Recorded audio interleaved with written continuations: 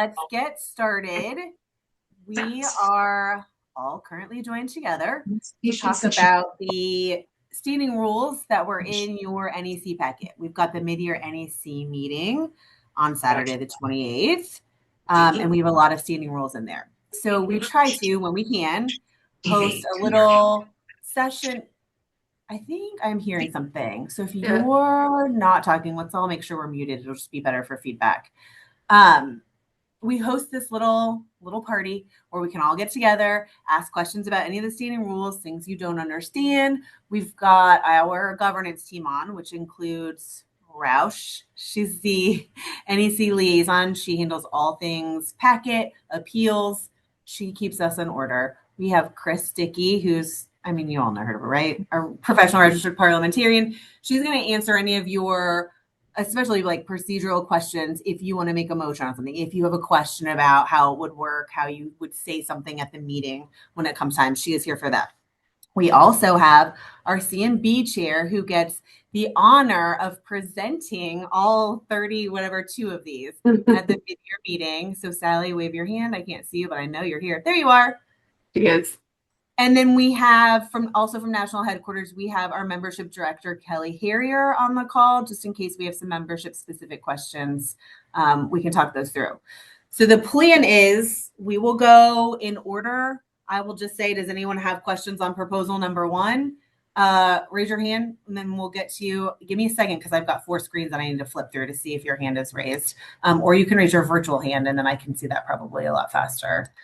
And then we'll just speak freely and kindly to each other and work through all of these if you have questions. The majority of them are like cleanups, especially from bylaws, or just grammatical. So I don't think this will get too heated, but I never know.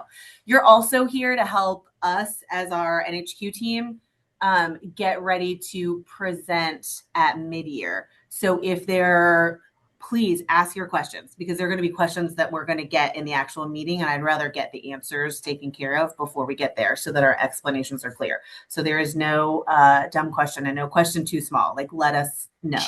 You're our little test group. Okay, let's go. Roush, can you see participants on the side of your screen if they use? I can. I was already ready to help you out looking for hands. So perfect. So let's use that. Raise your hand feature. You all know it. You all love it. Where is it? Is it down at the bottom still? It is under React. Okay, so down at the bottom with the little heart in the middle that says reaction, there is a hand wave in there. You could also use clappies if you like somebody's question. I've got hands. Unless people are just testing them out. Test them out. Now's your time to test all your reactions. And listen, coming from someone who has a difficult name, if I pronounce your name incorrectly, blanket apology, I am so sorry. Okay, I saw hands and then... These reactions are fun. They went away. You have a party favor. I think people were testing them out. That's fine to make sure they work. Okay. So after we ask your question, make sure you go back to reactions and lower that hand so we know that you're not up anymore. All right, here we go. Let's jump into it. Proposal number 1 on national organization number 3. Any questions there?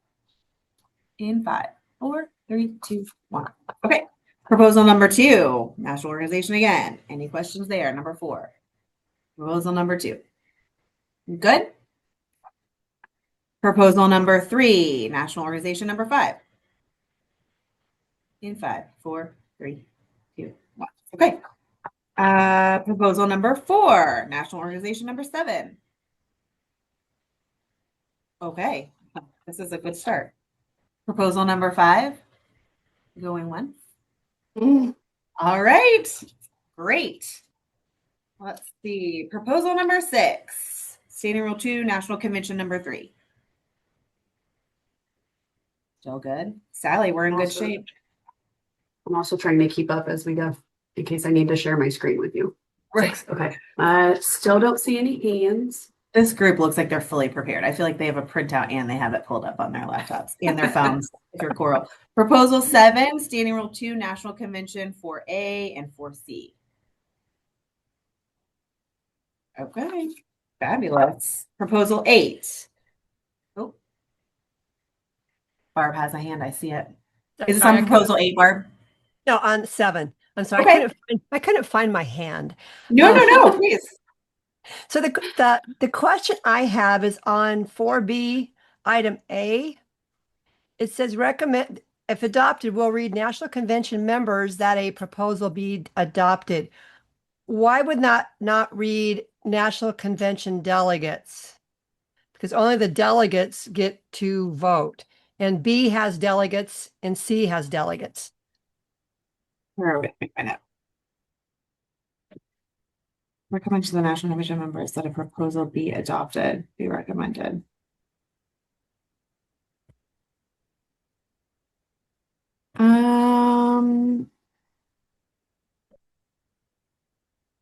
I don't know. This is on convention, not pre-committees, right? I mean, I This is like a understand why question. we changed. Yeah, I understand why it was changed in the pre-convention committee section Right, because right.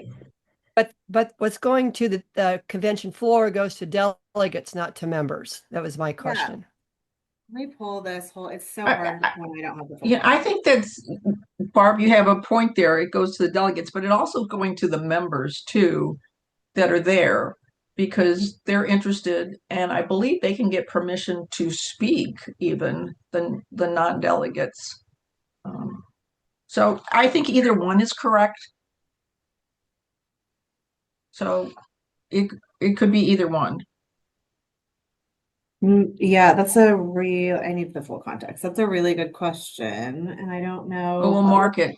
We'll mark it and take a good look at that. Yeah, and talk about it because I don't feel like we thought it could be either one when we were doing Right.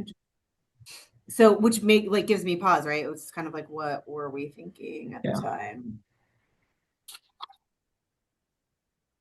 Yeah, Good question. I think so too. Because that convention standing rule is so long and has like 9 parts to it. Let us go back and read the whole thing because it's hard to answer when it's long like that if we're missing the context of the rest of it.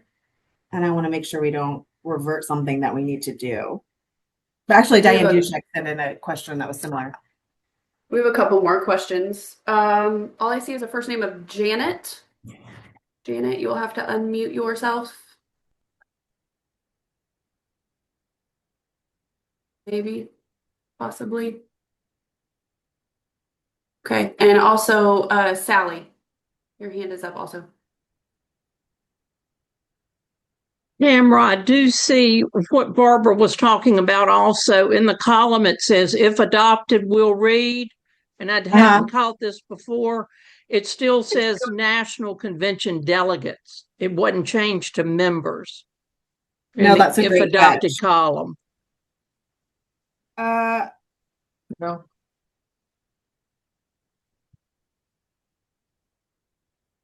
Did we change that part though? And I see the members at the top that we did change, but then when it says delegate, we left delegates there at the bottom part of 4BA. Delegates is marked through in the proposed amendment, and members is put in. I see that in my far right though, that it says recommend to National Convention members. Yeah. And B just says B and C in that same under 4 just says delegates, where only A is the ones that's changed from delegates to members.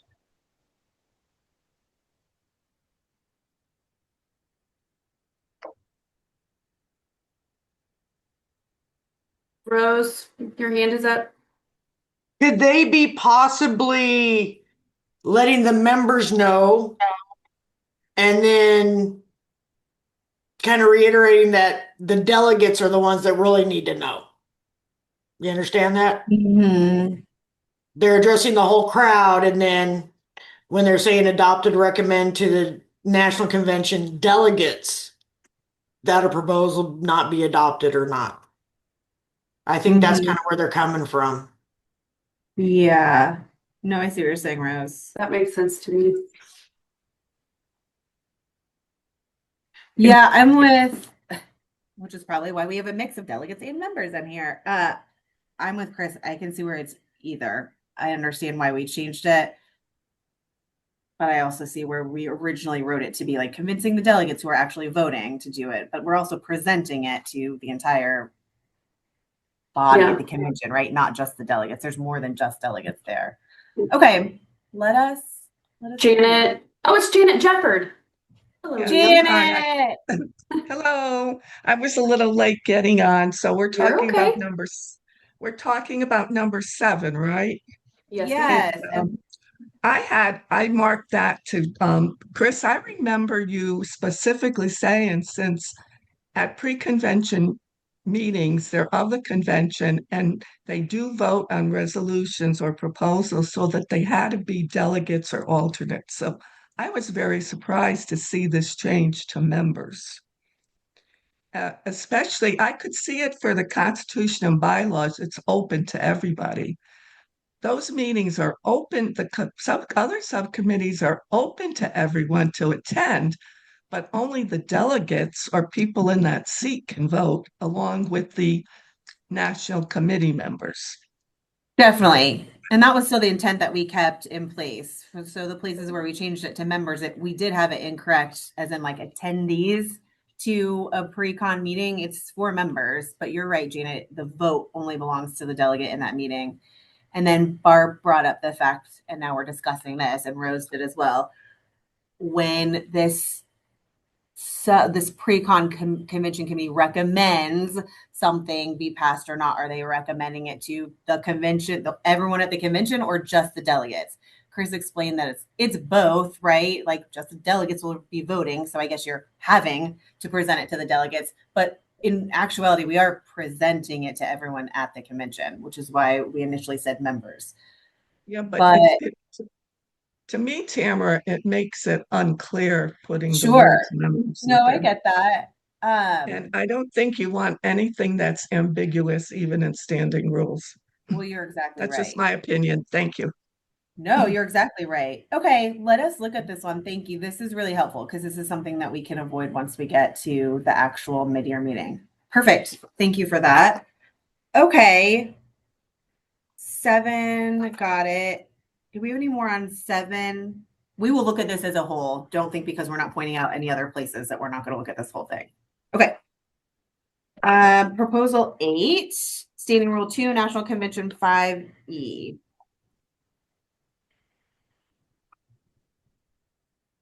Okay. Proposal 9, Standing Rule 3, National Conferences for Department Leaders 1 and 2. Okay, great. My rationale is solid then.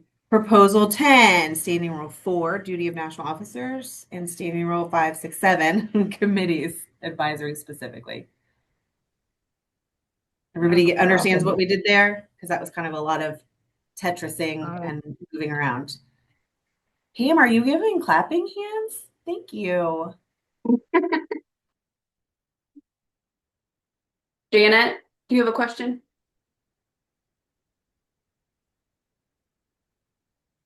Janet, you're muted.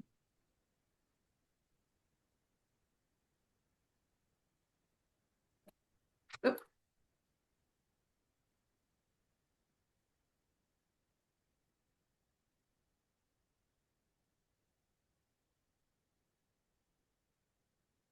Janet, you're still muted.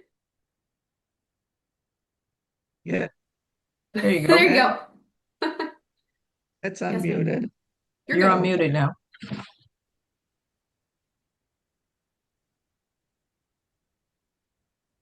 Hold on, let me go back to 10.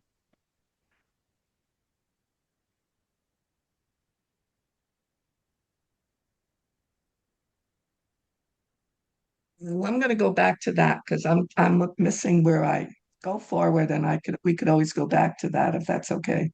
Okay. Pam Seeley, you've got your hand up. Yes, I have a question on the if adopted.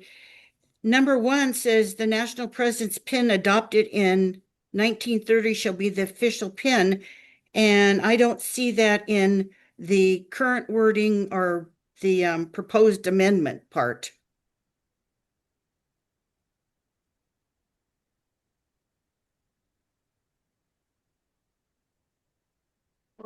Probably not supposed to be left in.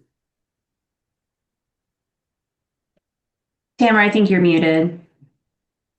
No, nope, I'm here. Are you, she was telling me because I'm a dodo. Were you saying you want to see in that middle column that what was originally number 3 that references a pin is now number 1? You want to see the number change? Oh, okay. Well, that explains that. Thank you very much, because I'm going like, what the heck is this?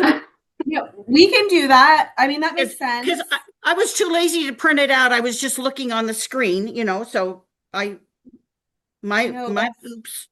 No, it's not your oops. That makes sense. And it is actually a change, and it probably should be in the middle column. It was like dealer's choice on that one because there were so many moving pieces that I was kind of like, was this going to be too confusing? It's the same exact wording. It's currently number 3. We did bump it up to number 1 because we kind of thank you. I figured there was a reason, and I just didn't see it. Thank you, Tamara. Yeah. I appreciate that. To your point, yes. Like let me add that into this middle column just to show the number change, because that would be the proper way.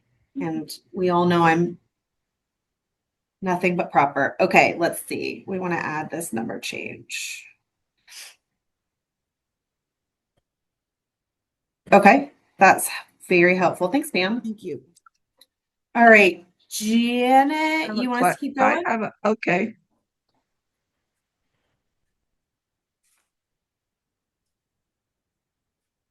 You're okay?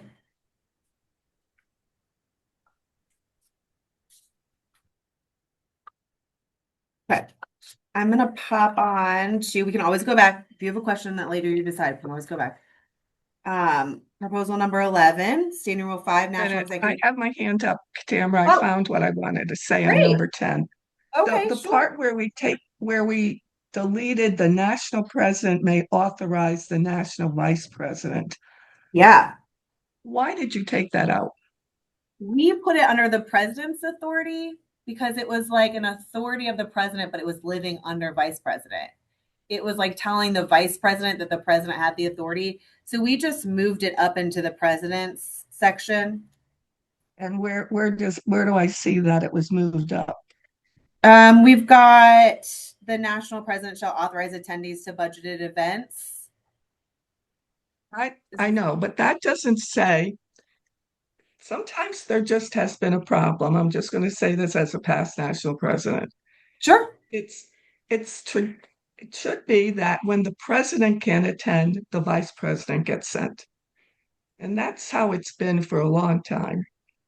It's not that they could send their friends or whoever they want. It should first be the vice president. And if she can't attend, then they send somebody else. And so I have a trouble being so vague and just saying, according to, can appoint according to budgeted events. Okay. And you think so? The national president may authorize the national vice president to attend meetings on behalf of the national president and attend such meetings or official department visits as the national president may authorize. I don't see why we need to take that out. Okay. Yeah, I mean that it's not out. It's just reworded and put under the president's because it's not an authority or rule but for you're the just vice saying president. you're just saying budgeted amounts. I mean, that they could authorize attendees to budgeted amounts. I think it needs to say that they send the vice president in the absence first. Okay, but that and I get that, but that's not what the current rule is saying. It's not saying that the president will send the vice president first. It's saying may authorize the vice president to attend meetings on behalf of the president, but she can authorize anyone to attend any meeting on behalf of the president. So if that's the rule you want, though, right, that's a good discussion because that's the rule we want to make a motion on. That's not what it currently says. I just think sometimes you're going to simplify these standing rules till anybody could interpret that any way they want. Well, it's currently how it is, though, because the president can authorize whoever she wants. And so it can be amended. I know it does say may, but being in there helps them to. All right, I'm not going to argue, Tamara, with you. That's okay. It's not an argument. I'm just saying if you want to capture the fact that the president should first authorize the vice president in her absence, that's something we need to capture, but that's not what we currently have. It's a custom, but it's not captured in the rule. But if you want to, we can. Yeah, it can be proposed as an amendment. It's just not how Thanks. it is currently. Okay. Anybody else on 10? Good. We always come back. All right, let's shoot to 11. Standing Rule 5, National Executive Committee number 1.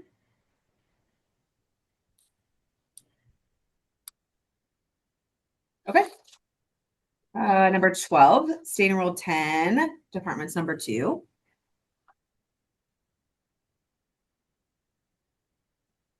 Okay, yeah, good deal. Proposal 13. Standing Rule 5, National Executive Committee number 4 and new number 8. There's a lot of, I raised my hand, okay. You're I can okay, hear you, Janet. Janet. You're okay. Okay. I'm looking at this new amendment and I'm just looking at it as someone who has chaired one of these committees and someone who has been part of an investigation to another. There are some scenarios that are missing in this. And I think this should be, I don't know who wrote all this. Chris, did you write all of these changes? We did it as the governance team. Yeah, I have a little problem with some of them. I think it should be looked at a lot closer, maybe by a group of people that have been involved in these, because things get very complicated. And I want to make sure that with a group that all that wording is correct and all scenarios are covered. I don't see anything in here about people that are disciplined, members that are disciplined by the department in their department leadership roles and what happens if they want to appeal. That's just one scenario that's missing. Okay, Okay. we did I talk would about really that, like- Janet. How do I get that removed from the packet and held to be done at a later date?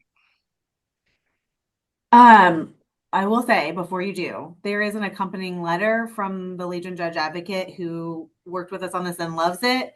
So we should probably talk about specifically the areas you have problems with because he's like fully supporting this and wanted us to do it this way. So I think we could talk through your scenarios and we should before probably we get to the meeting. I don't think pulling it off though with his recommendations is probably going to be something that is going to work, if that makes sense. But Janet, I will address your scenario of, you said the department leadership Yeah. and whether or not they want to appeal.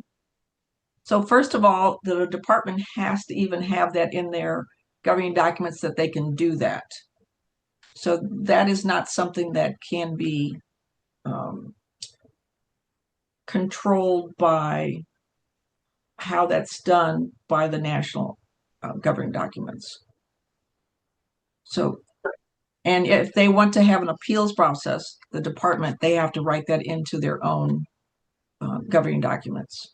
Right, but Chris, isn't right now, if they are disciplined in their leadership role by the DEC, that's when they could appeal to the national organization. Well, and what we have in here under number, this is what there's not page numbers, under 8.3. So this is on the second page of this proposal number 13. The DEC imposes disciplinary action on a member in violation of their governing documents. We wrote that to include anything that the DEC does in violation. What about them appealing back to the NEC? Well, only if the DEC violates their governing documents, then the member could appeal to the NEC. Right. So I think I just know how complicated things have been with these disciplinary processes. And I just wanted to know who wrote these, and because now they go into effect and they're going to have to be followed. Yeah, I think it's in an effort to uncomplicate them. Like we're cutting down on the amount of things the NEC can look into. We're being very specific about the things. And I think what's made them complicated in the past is the appellant was allowed to send us everything, and then the subcommittees had to look at everything, even things that we shouldn't have even potentially been looking at, right? So this honestly was an attempt to make our jobs easier and clearer. We have 2 more questions on this, Tamara. Okay. Is it Lisa and Kathy? Yeah, Lisa and Kathy. Lisa, you're in my first box. What's up?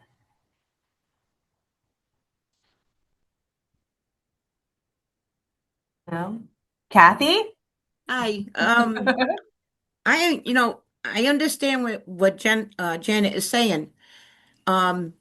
If you have a member who is, being disciplined and they go to the DEC and they want to appeal it, in that statement, in that section, it should read that if the department, even if the department doesn't have it in their standing rules or anything else that they can do it, it should be stated that the member has the right to appeal any decisions made by their department. Am I wrong? One of the Yeah, they things, wouldn't have one their right. of the things we wanted to avoid is if the person said, I just don't like the outcome. I don't like that they said this or that. And that can get into so many issues there. You can put that in, but we were trying to get in only covering things where if they didn't follow their governing documents. Okay, because I mean, I know from past experience where someone has been, their membership has been stopped and everything else, and it was done by department when there was no proof or anything else or why they did it, and they just did it. And there was, I don't think that should happen again, where if someone is faced with this, why can't they appeal their department's decisions? They would be able to appeal that, right? Because it Okay. is All a right. department can't discipline a member. Like that's for the unit to do. So Right. that absolutely would fall under this. Right. Okay. We did go back through just about every scenario that we've had and said, will this cover it? And we looked at the ones where we said maybe it shouldn't be covering it because there was like one person would come up with something and it went on and there were some problems there. And also talking with the judge advocate about what his thoughts were on this. So we did go through all kinds of scenarios and say, is this covering this? Is this the right place for it to be? Always, I mean, there again, I mean, right now we're dealing off of real small wording. If you look under governance issues by within a department not resolved by the DEC can be appealed to the NEC. That's what we're dealing off of. So we needed something more and to follow up with the bylaws change. These standing rules can be changed at any future NEC meeting. So if finding something doesn't work, we can convene a special NEC meeting and get it changed.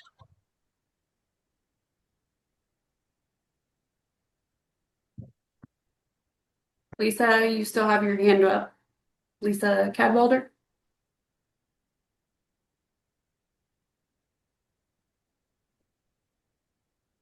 Okay. Well, we can go to anyone else who has questions on 13.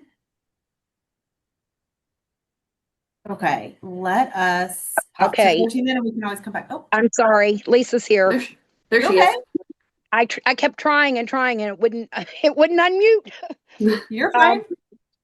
So I thought at National Convention we spent an enormous amount of time on the disciplinary actions and processes. And I thought we voted and approved a whole huge set of them. And in looking at this, like number 13, the whole number 4 is very little. Are we expanding that into all of what we did before, or am I not understanding something? Because I know we had pages and pages of this at National Convention. Yeah, you adopted a new bylaw on disciplinary action. It kind of laid out the types of disciplinary, and this is kind of a corresponding standing rule to that bylaw. It lays out the type of the type of disciplinary action that you could be appealed to the NEC. So that bylaw that you did at convention was about the disciplinary action. This one is about what types of things can be appealed to the NEC. So they're kind of, they go together, but they're not the same thing. Okay. Thank you. But lots of what you adopted as that new disciplinary bylaw, I think it was like the new bylaw 10 or 11, informed what we did here, right? So we had to take what you agreed to in your bylaws about disciplinary actions, and then we helped craft this piece. Okay. That makes sense. Yes. Okay. Sure, no problem. All right, I'm gonna go to 14. We can always come back. Okay, proposal 14, standing rule 5, National Executive Committee number 5. Okay. Oh, proposal 15, standing rule 5, National Executive Committee number 7. Everybody okay? Okay. Proposal number 16, standing rule 5, National Executive Committee number 8. Hold on, let me admit this person. Okay. Anybody? Good? All right. Proposal 17, standing rule 5, National Executive Committee number 9. All right. Proposal 18, standing rule 5, National Executive Committee number 10. Good with the redundancies? Okay. Proposal 19, standing rule 5, National Executive Committee number 11. Good. Proposal number 20, standing rule 5, 6, 7, committees 2 through 6. Another redundancy already in the bylaws. Okay, good. Proposal 21, standing rule 9, subsidiary organizations 1, page 50, 52, and 53. Okay. Alrighty, proposal 20. We have sorry. a hand. It's Lisa again. Hi, Lisa. Hi. Okay, so I just want to make sure I understand. So what I'm reading here is that standing rules and policies are for nonprofits are not as legally binding as bylaws. Yeah, that's what our legal liaisons have told us. Like, we can't make standing rules legally binding. Just because we say they're legally binding doesn't mean that they are. In a court of law, we wouldn't be able to go, this is our standing rule. A bylaw would hold more weight for sure. Okay, so Chris worked with me not terribly long ago, back in the fall, on putting in some disciplinary actions into the governing documents at my unit level.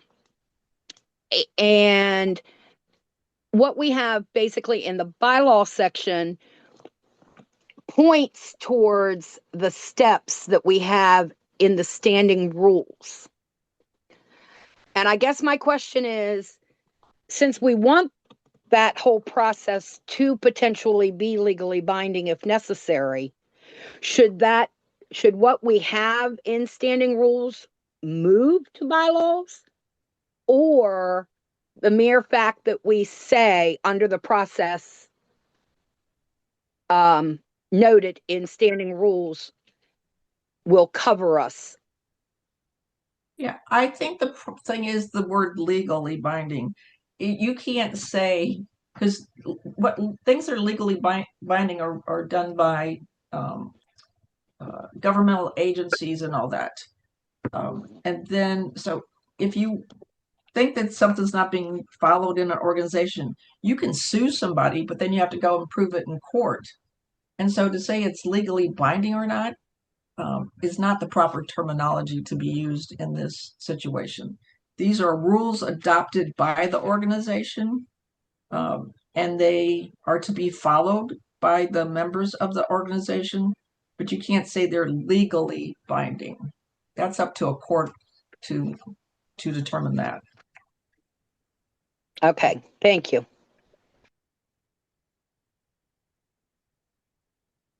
Okay. Anybody else with proposal 21 and legally binding? All righty. Proposal 22, standing rule 10, departments number 1.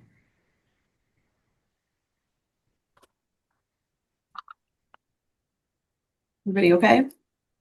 All right, proposal 20. Nope. Hold on. Proposal 23, standing rule 10, departments number 4. Okay, looking good. Proposal 24, standing rule 10, departments number 5.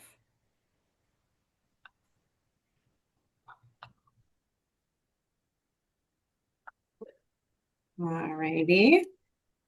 Proposal 25, standing rule 10, departments 10. We have it from Steph. Just a quick question here. So when we do all these changes at National Convention, we sometimes off the floor make wording changes to what was proposed, and then we vote, and it may at that point in time get accepted. After convention, is there like an updated copy of the document the document we're currently looking at right now? So when we Sorry. Go ahead. No, go ahead.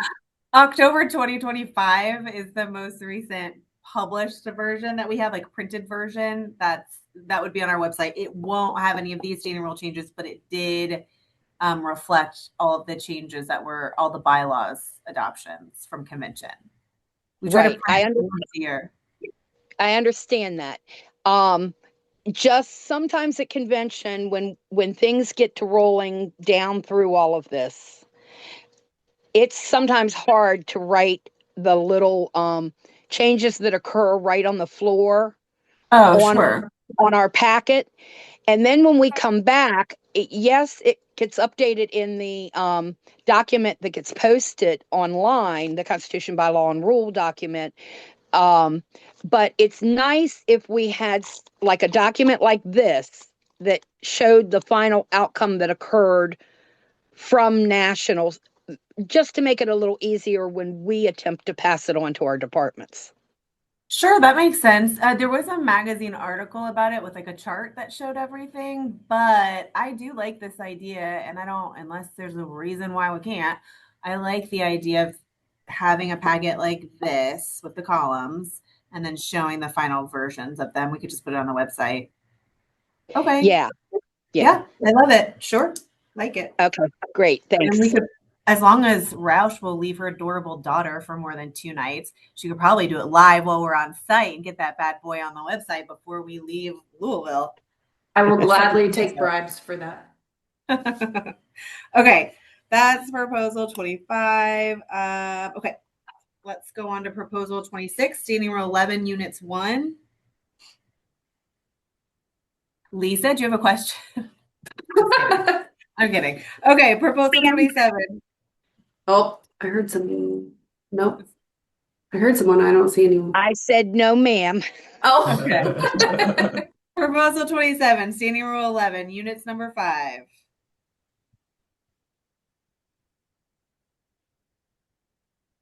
think everybody understands what we're trying to attempt to do there. Okay, good. Proposal 28, standing rule 11 units number 8.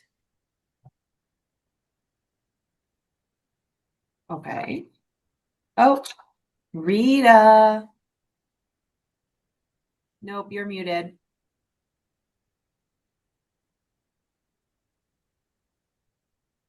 Rita, you're muted. Okay. Hi. Couldn't find how to raise my hand. Under rationale of number 27, I know Oh, it has to do with transfers, but it says national headquarters does not accept a sworn statement as verifying documentation. That's not true. Because when a new member signs up online, you take their word for it that they're eligible. You don't ask them for a copy of their DD 214 or a copy of their transfer or something that shows that they're eligible. Okay, so you're saying just in general, not about this specific Right. transfer. Yeah, but it's the statement that's made there, and that kind of bothered me. Okay, we can make the rationale more specific and say NHQ does not accept a sworn statement as verification. We can make it specific to transfers. Right. Which Kelly, is just what that's all about. Right, which is why I did not put that in the rationale, because it is what we're talking about, but I can make it more specific. Kelly, did you anything? You don't have to have a comment on it. Oh, we can discuss it. I think from our perspective, we were looking at when you're already a member. So if the member joined online and they have their card, they're showing that they are a member. Now, whether or not the unit decides to verify their eligibility upon transfer, the unit can do that. But at least the way we were reading it, we were looking at ways that a member would show that they're paid for the current year, and which we thought we wouldn't necessarily accept a sworn statement saying that they're paid for the year, but we would accept a receipt, a membership card, things like that. But we can relook at this and look at the rationale. Maybe that's the thing that would fix both of it. Like that we won't, NHQ doesn't accept sworn statements as verification of paid, as a paid up member or whatever. Okay. Would that potentially do it, Rita, if we are more specific because about I was always told that when a new member signs up, that they are a member and that the units kind of have to take them. And that bothered me. Yeah, that's not true. I don't know who told you that, but okay. Right? I mean, because the units are the sole authority on who they accept and who they don't. Right. Right. Okay, we can add words like transfer, and we can add words like does not accept as a verification of payment or something like that. Right. Okay. Cool. Thank you, Rita. Helpful. Okay, perfect. Got that. We got another hand. Lisa. Welcome back to the show. Yes. So, I thought that on transfers, we could not ask them to prove their eligibility again. And I thought it was somewhere in either the Constitution or the standing rules of national that we could not. That once they're a member, they're kind of always a member. We can make sure that they're paid upon transfer, but I didn't think we could re-verify their eligibility. No, the judge advocate has, Kelly Harrier and I had this exact question, and we've had it for several years. So we talked to the Legion judge advocate, and he said that determining or looking at eligibility happens at 2 points in the life cycle of a member. Once at point of join, right? So someone off the street comes in and wants to be a member, they have to verify that they're eligible to be a member. And then it can happen again at point of transfer. And this is because the units have sole authority to decide their membership.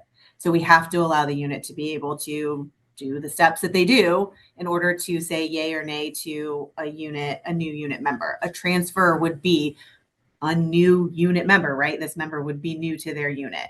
So we've changed this wording so that we allow the unit to still have autonomy in deciding how they accept a transfer member. So we're saying that the unit may initiate an eligibility verification process, but not that they have to. And the original wording was that they had to. That makes some sense. Now we're saying like, it's your choice unit. You absolutely could if you wanted to, but you don't have to if that's not the practice you want to engage in. Does that make some sense, Lisa? Rose? Yes, thank you. Okay, good. Rose? I might be opening a can of worms here. Well, then don't. I just for went it. through this. I've got a member challenging another member's membership, and nowhere could I find written down that you can only challenge it at the time of joining or the time of transfer. And I remembered us voting on it last year at the pre-convention NEC meeting. But until I talked to Kelly, and she goes, no, you're right. It did get voted on. Nowhere in the Constitution and bylaws does it say that at all. About the 2 points of checking About the eligibility. 2 points. All it says is you have to be the same unit to challenge another member's eligibility. Yeah, I don't disagree. So we've been working with the Legion to try to get them to update that eligibility page because we don't write that. It comes from them because they said it. But we just had a conversation with Kelly and Chris Dickey that like if they can't do that, that maybe we need to add it, but it wouldn't be to the standing rules. We would add it somewhere in the bylaws or at the very beginning where it talks about membership. Because yeah, I agree with you. We did remove the membership challenges within a unit, right? So like that. It still says in the Constitution and bylaws. I know. It's a unit there. member, only a unit member can challenge another unit member's. I can't challenge somebody from another unit's eligibility, but I can No, somebody I in my agree. unit. Still there because that's our oops on our end. It shouldn't be in there. The NEC already voted to take that out a while. It was almost a year ago at this point. So they can't challenge within a unit anymore. But that eligibility piece, that 2 points of eligibility verification, yes. If the Legion won't change how it's written, then we agree here at least that it should be a proposal to change the bylaws to have that statement in there. Okay. And then it'll be clear all the way around, right? From Right. in unit, whatever allegations all the way to like point of entry and transfer. Yeah, I'm with you. I gotcha. Okay. That's helpful. Really helpful. Okay. Let me make my note.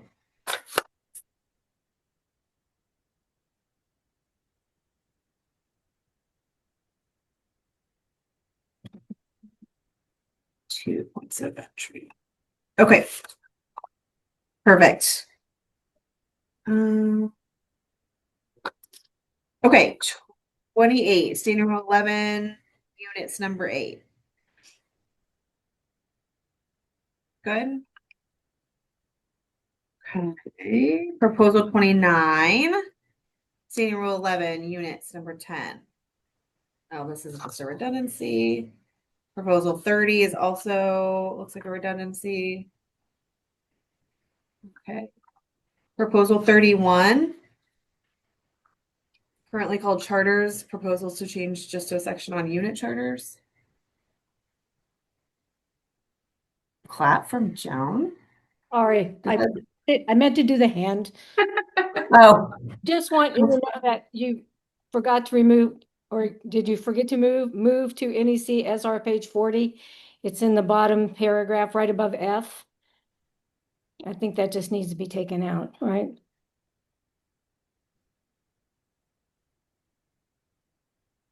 Number 2, and if adopted will read, and then right above F, move to NEC's SR page 40.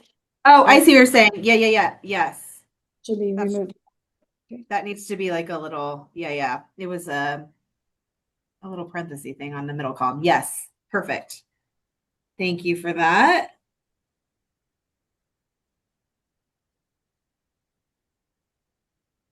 Okay, very helpful. Anything else on this one? Good. Okay. Let's see. It's a long Janet? one. Janet Jefford? You're muted. Yeah, I'm undoing. There Okay. you go. Chris, I've always wanted to ask you this about amendments, now might be a good time. I always thought that to remove a standing rule, it takes a 2/3 vote. To accept a new one, it's a majority vote. Is that correct? Okay, so if you give no notice of it, it takes a 2/3 vote to remove it or to amend it.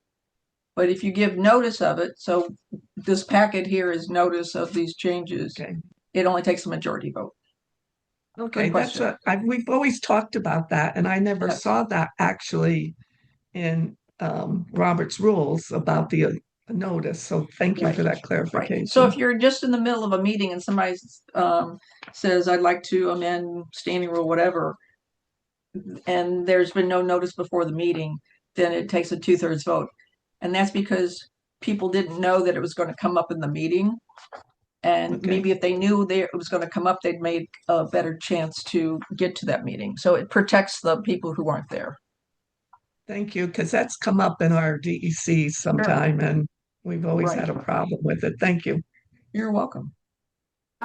Tamara, we had a question come in from someone, Jackie Hood, in proposal Hi, 20. Jackie.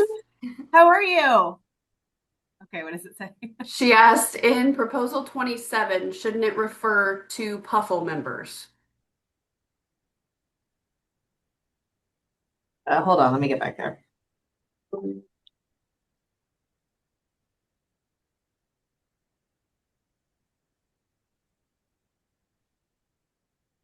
Yes, Jackie, what in reference to what about the PUFL members? It says a member transferring to a new unit must pay current year dues to either the current unit or to the unit into which the member wishes to transfer. But if they're a PUFL member, they're already paid. Okay. Oh, okay. So this isn't language we're amending. You're saying we need to amend the current language to include PUFL or to take PUFL into account? I think it might be helpful to amend that first paragraph of the current language to, you know, refer to PUFL so that you don't have a unit saying, well, you have to pay this when they've already. Sure. No, I get what you're saying. Kelly, do you want to comment, or is this like a let's do it situation? So in my brain, if a PUFL member is transferring, depending on the time of the transfer, they will either have their dues paid to their current unit or they will have their dues paid to their new unit depending on the time. So I feel like they meet the criteria of a transfer because right? So national headquarters, we're the ones responsible for getting their dues paid. So there's no way that their dues wouldn't be paid to either their current unit or potentially their new unit, depending on the timing of the transfer. Right, but what you're saying here is that a member transferring to a new unit must pay current year dues, that they must pay, and Maybe it's as simple as a member transferring to a new unit must have current dues paid to either the current unit. So it's not putting the onus on that member. Maybe instead of saying must pay, you're right, must have current year dues paid. That would cover the PUFL people too then. I'm with you there, Jackie. Kelly, does that kind of work if it's just like less onus on an actual individual and more just generalized, like dues need to be paid either? Yeah. Okay. Yeah, we can make it more general to cut down on confusion for PUFLs. Absolutely. Sorry, it's just my legal stuff, you know. We like your legal stuff, so don't stop. Must have current dues paid. Cool. Okay. Very helpful. Okay, it's 27. We kind of went back in time. Where were we on 30 something? 30. Ooh. Okay. 32. Any takers? Joan, are you raising your hand? You're muted. There you go. Back to 31. I just have a question for me clarifying. Yeah. On the last page, it says this was redundant and it was moved to standing rules 12. But on the midsection on that last page, it has 6 changed to F. So does that mean in standing rule 12, what's in that midsection will now be F instead of 6? I don't know. Hold on. Let me take a look. Yes, what's currently 6 will now be F. So like that 6 currently says the national secretary shall inform both blah blah blah blah blah. That will be F. BF in the standing rules 12 when it's moved. Okay, that's all I needed to know. Thank you. Yes. Yes, you're correct. Sorry, there was a lot of Tetrising going on in this one too.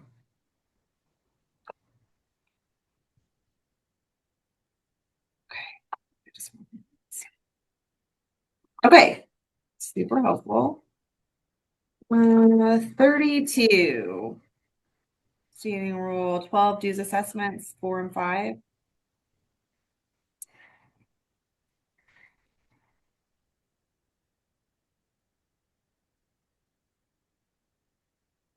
Questions? Okay, this is a big shout out to Kelly and her membership team. They rewrote this, and this is the first time I think we've actually captured the way our system and our practices are working. So what you're seeing is here is the proposed language is current, like how we designate members within your membership system. So now everything is cohesive from the language we should be using to how membership actually marks them to how you see them in the system. So Kelly, thank you very much. Super helpful, I think. All right, did we miss anybody? Anybody just have things? Oh, Joan? Yeah, just again to clarify, on the last sentence, a former member may pay all back dues to establish continuous membership if they are unable to reestablish eligibility. What if their eligibility was through a husband they're now divorced from? I mean, I just Yeah, so that is actually, we talk about putting customs into Tamara, how do you say it? Like we reflect what our current customs are. So that had been something that had been in the unit guidebook for years, is that if you were unable to reestablish your eligibility, you could pay your back dues to show continuous membership. So that had been a practice in the guidebook for years. So we put it into the standing rules so it would be reflective there as well. I'm good for it. I just wanted to make sure that you thought about that situation. No, that's a good question. Only because that would be me. I joined, even though I could rejoin under my father, because he was career military, but I'm divorced from who I joined under, my ex-husband. So if I didn't pay my dues, if I didn't have my father, or my son, I wouldn't be able to have eligibility. So that just stuck in my head. But I say keep a good member that we've always had that just forgot to pay their dues. Yeah, we're with you for sure. That's exactly why we loosened that language with transfer members, was if we keep with the current language that says you must verify eligibility at time of transfers, you're talking about anybody that's been divorced in between the time they joined and are trying to transfer, any of those great greats that were grandfathered in, any of those people under a Legion member who decides to not be a Legion member anymore. So we're with you, right? Our goal is never to lose members. We'd like to keep as many good members as possible. Okay. Does anybody need to go back? Does anybody have questions or comments about anything that pertains to these standing rules? Hey, Jean, how are you? Good. Well, in this one here where it says if they don't do it within 3 years, and if they're divorced, they will not be able to rejoin, correct? Because it says in here, by any member who fails to renew their membership for 3 or more consecutive years, they have to reestablish eligibility. So if they're divorced and that was their eligibility, they cannot rejoin. Because I guess Yeah. I've always told someone, because I know in our unit, when I went to get her membership, she said, I'm divorced now. And I said, as long as you keep paying your membership, you can stay. But if you don't, then you won't be eligible. But this says after 3 years. So if they're more than 3 years, they would not be eligible, correct? That is what that last sentence addresses, is a former member may pay all the back dues if they're unable to reestablish their eligibility. So in the instance of somebody who's divorced, it's you can find somebody new that you're eligible through if you don't want to pay those back dues. If you don't have anyone else, you could pay all of those missing years to reestablish your continuous membership. And that's what's been the custom for several years. Okay. So yeah. That's good. So yeah, Jean, they wouldn't be lost and they wouldn't have to show eligibility again if they wanted to pay all the missing back They dues. wanted to pay all, okay. And that seems If like they were a 6 fair years, trade-off. they'd have to pay 6 years or whatever. Exactly. Yeah, I think that seems. Rita? Hi. I Hi. want to go back to number 10 on page 174. Okay. I'm reading this number 2. While National Divisional Vice Presidents may contact Department President regarding their tentative date for official visit, the request for the official visits of the National Divisional Vice President must be sent by the department, the National Division. There's grammar problems there. I think you need a period and a. Oh, hold on. Let me get to it. This the one's way long. it's read. Oh, yes. Somebody beat you to that, and it is the Constitutional Bylaws chair. My conversation with her yesterday. You are correct, Rita. She has caught those. And also on the bottom of the page, where the national president may appoint an advisory committee of 3 to 5 members. Ratification by the NEC. And then it says comprised of members subject to confirmation, which is really a duplication. Gotcha. That last part doesn't need to be there. Yeah, I don't even know what that's from, though. I'm talking about confusing. Yeah, no, thank you. This is a great catch. I'm saying I'm not even sure. Oh.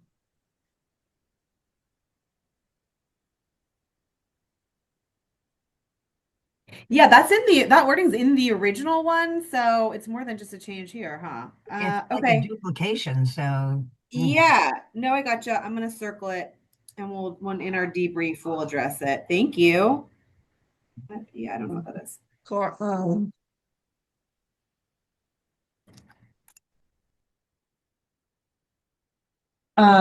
You have any more, Rita? Any more catches? I have one more. Yeah, Janet. Yeah, under going back to the number, this is a long one. The proposal 10. Okay. It just needs some rewording under the advisory committee. Where's that? Okay. Read that. If adopted, it will read. Oh, yes, I agree with you. Yep, we'll look at all those columns. See where it's you've got it twice in there. You got it. Okay. Thank That's you. correct. Perfect. You're welcome. No, that's very helpful. Anybody else? This is great. Keep them coming.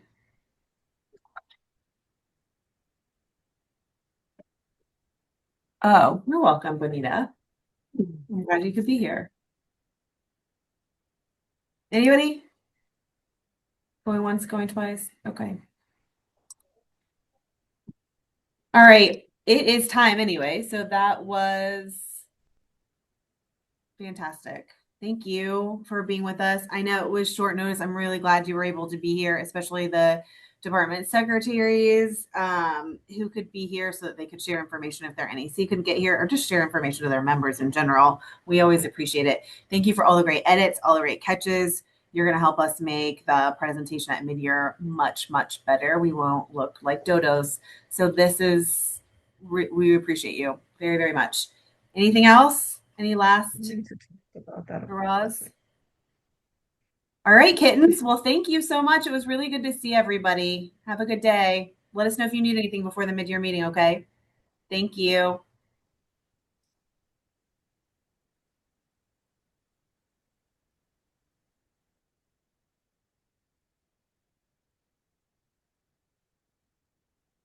Bye, Diana.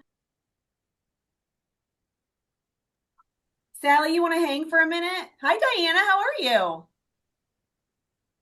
I'm good. How are you? Good. I saw your name on there and I saw your little face. I'm so glad to see you. Yeah, it's good to see you too. I actually am working in trying to do 2 computers. Plus, there's a VAVS meeting going on my iPad right now. Right. That You're an sounds on overachiever. brand for you. Yeah, that sounds All like nothing came new. together at one time. So, and this guy's talking way too loud. So, aren't you glad you passed the torch before we had to do all this? Although your job wasn't easy either, huh? it all has its moments, and you know, I'm glad we're doing some of it because I think it's a long time in coming. I really do. Yeah, absolutely. It's always good to have a refresh and a cleanup and make things simplified. Okay, well, you can feel free to hang out or go back to your other 4 meetings. We're just going to debrief on this one. You're welcome to stay. I gotta do what they actually pay me to do once in a while, you know. All right, I guess we can understand it. Hey, We'll chat later. Good to see all of you. Bye. Bye. Bye.